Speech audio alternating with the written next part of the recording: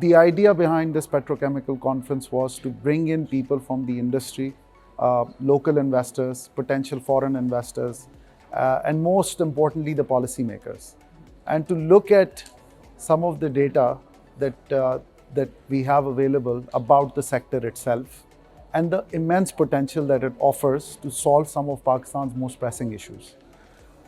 If you look at the petrochemical sector itself, right now we are importing about we're consuming about $4.3 billion worth of petrochemical products, of which we are importing about $3 billion. And this import is likely to increase to 4.5 to 5 over the next 8 to 10 years.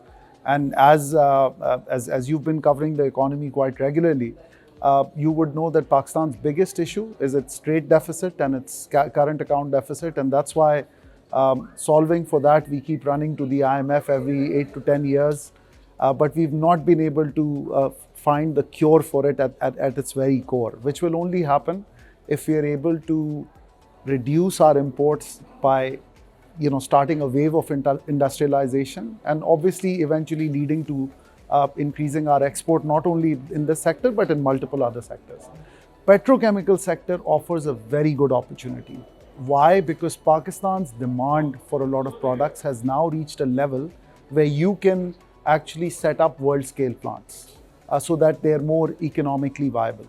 And if the government does come up with a policy, which is one of the core requirements for any investor, particularly investing in this kind of climate, if a policy framework is there, one could expect about $3 to $4 billion of investment in this sector over the next 3 to 4 years, which will result in an import substitution of $1 billion per year.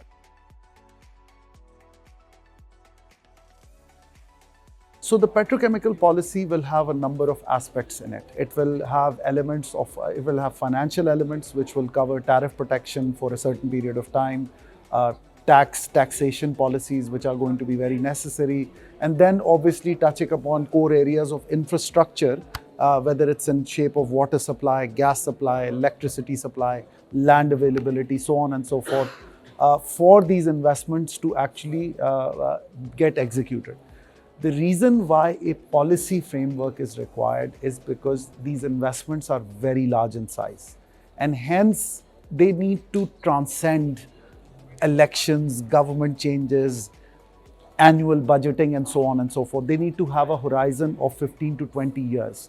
Because when an investor is making that kind of commitment, they want predictability and certainty of what they're getting into. And it's very similar to some of the larger investments that have been made in Pakistan previously. So the fertilizer policy of 2002, the petroleum policy of 2012, the order policy, the power policy of 2015. Whenever you have a policy framework, you will attract investors from different parts of the world and even encourage the local investors to move forward and expand more.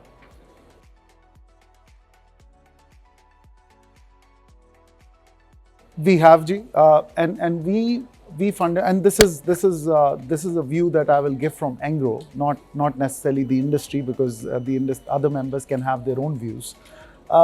We believe that investing in midstream complexes is the right way to move forward. Cracker is more upstream; it's a much larger investment. We're talking about $4 to $5 billion versus midstream investments, which are somewhere between $500 million to $2 billion. That is a very good point to start for Pakistan right now in terms of a policy framework. Once that happens, you can definitely expect naphtha crackers or ethane crackers to come in over the next 5 to 10 years. I think we should definitely pursue it as a country, but the financial viability of it will need to be looked at, because naphtha cracker requires a far more developed downstream sector, which we haven't gotten to yet. When you make the necessary investments in midstream, it will have an impact on development of downstream. The more downstream will get developed, the more feasible it will be to go upstream with the cracker. So sorry for the long answer, but my 2 bits on this is that focus on midstream for now, and then inshallah it will pave the way for more upstream investments in crackers.